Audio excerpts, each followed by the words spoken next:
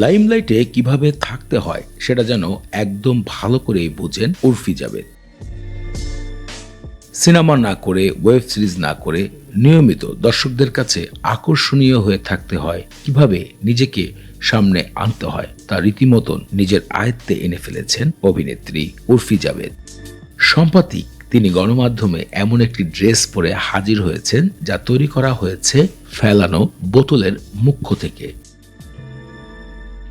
যার মূল্য প্রায় বাংলাদেশি টাকায় ৩০ লক্ষ টাকা। এমন একটি জামা পরে হাজির হয়েছিলেন সাম্প্রতিক এক অনুষ্ঠানে উর্ফি জাবেদ।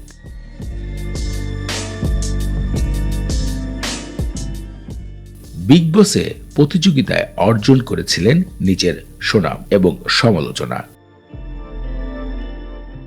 সাম্প্রতিক মুম্বাইয়ের অনুষ্ঠানে হাজির হয়ে নিজের শরীরকে নতুনভাবে প্রদর্শন করেছেন ফেলিয়ে দেওয়া বোতলের মুখ্য ড্রেস তৈরি করে।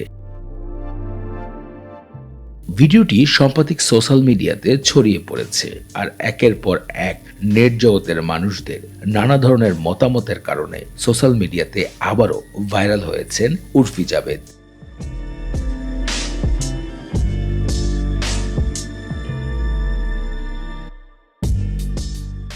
উর্ফি জাবেদের ফেলে দেওয়া বোতলের ঢাকনা ড্রেসটি আপনাদের কাছে কেমন লেগেছে ভিডিওতে কমেন্ট করে জানাবেন আপনাদের নিজের মূল্যবান মতামত।